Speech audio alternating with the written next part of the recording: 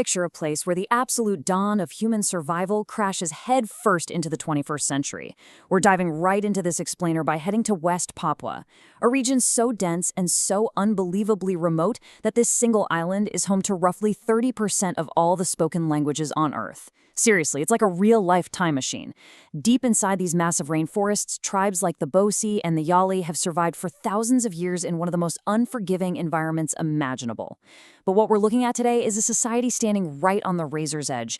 We are literally witnessing a group of people make an unprecedented leap from Stone Age isolation straight into our modern, hyper-connected world.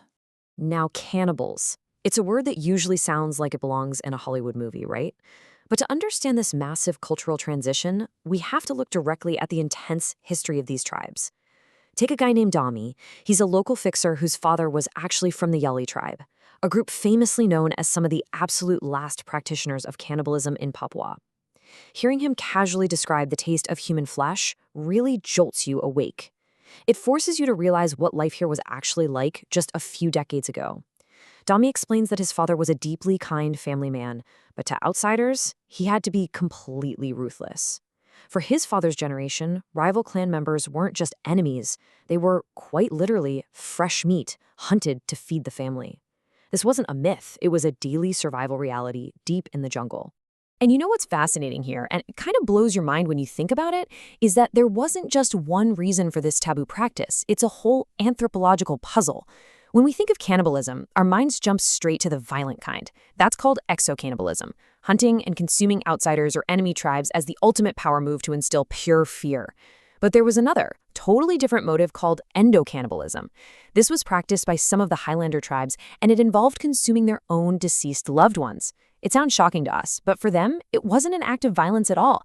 It was an intense, profound act of love and respect designed to make sure a family member's soul safely made it to the afterlife. So why was the violent side of this so relentless? Well, imagine living in a state of constant generational blood feuds. When tribal elders are asked about this extreme aggression, they boil it down to a simple rule: an eye for an eye. If a tribe didn't fight back with absolute brutality, they would instantly be seen as weak, which meant their village would be wiped out by constant attacks. This cycle of retaliation essentially meant every new generation inherited the enemies of their ancestors. In an environment like that, you couldn't afford to be passive for even a second. You fought, you killed, and sometimes you consumed your enemy just to guarantee your family lived to see tomorrow. But honestly, human enemies were just one piece of the puzzle. The deeply unforgiving Papuan jungle itself is like an antagonist they have to battle every single day. The forest is basically their supermarket, right? It provides everything they need to live, but everything in that supermarket bites back. Just to find food, locals have to navigate rivers packed with crocodiles and fight off massive wild pigs that can easily kill a hunting dog. And it's not just the big stuff. The jungle is swarming with microscopic kissing bugs that shred your skin, blood-sucking leeches wading in the mud, venomous snakes, the whole shebang. It's an ecosystem that literally tests human endurance around the clock. Okay, so with all those terrifying predators out there, you'd think crocodile attacks or enemy spears would be the #1 killer, right? Actually, scratch that. The greatest threats are totally silent. Microscopic killers like malaria and simple infected hunting wounds are what actually claim the most lives in the jungle today. Because these tribes live so unbelievably deep in the rainforest, getting to a modern doctor or a hospital is a massive, incredibly expensive journey. So if a hunter gets a minor scratch from a branch or a wild pig, that tiny cut can easily get infected and become a death sentence. They use amazing traditional medicines made from jungle vines, but against something like malaria, the jungle always takes a heavy, heavy toll. To survive all this, their hunting game had to evolve, and it's become this fascinating mashup of the ancient and the modern. For thousands of years, indigenous Papuans tracked wild pigs and wallabies, using nothing but wooden spears and generations of deeply inherited knowledge. But here's a crazy fact. Hunting dogs, which seem like such a basic, essential tool, were actually only introduced to these specific tribes about 20 years ago. No way, right? Fast forward to today, and they're using LED flashlights to spot the glowing eyes of crocodiles at night, and those traditional wooden spears are now rigged with lethal metal tips. It's just a seamless, incredibly resourceful blend of old-school skills and new-school gear. And when you zoom out and look at this timeline, it is absolute societal whiplash. It is incredible to visualize how a group of people makes this kind of massive technological leap in a single lifetime. Imagine growing up completely isolated in a mountain valley, 100% convinced that your tribe and your immediate rivals are the only humans on planet Earth. That was their reality, right up until the 1980s. Then, boom, airplanes piloted by German missionaries drop out of the sky into your valley. By the 2000s, the government is actively moving these tribes out of the deep forests to the riverbanks. And today, those exact same tribal elders who grew up in the Stone Age are riding around in motorized speedboats.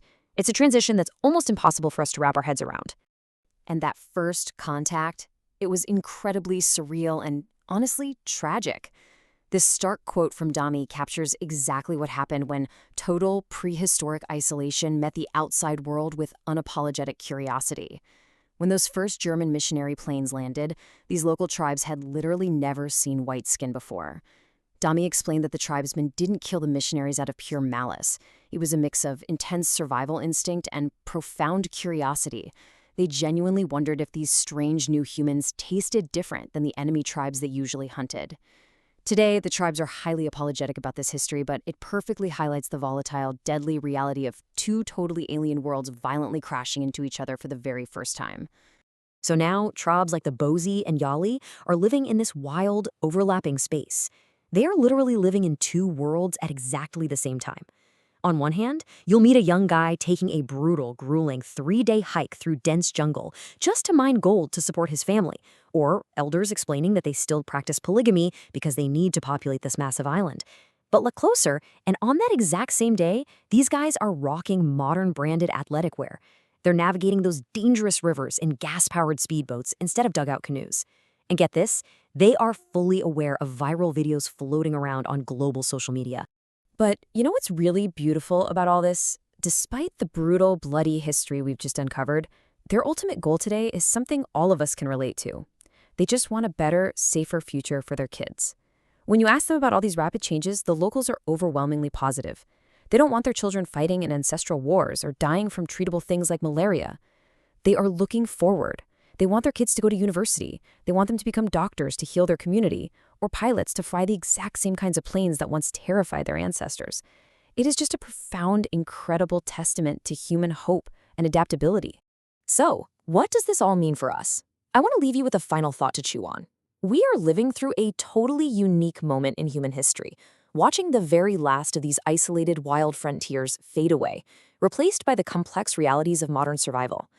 As these tribes officially trade in their wooden spears for smartphones and college degrees, how do we honor and preserve the incredible resilience of their ancient history while absolutely celebrating their right to step fully into the modern world? It's a huge question. Thanks for diving into this explainer with us, and keep your curiosity alive until next time.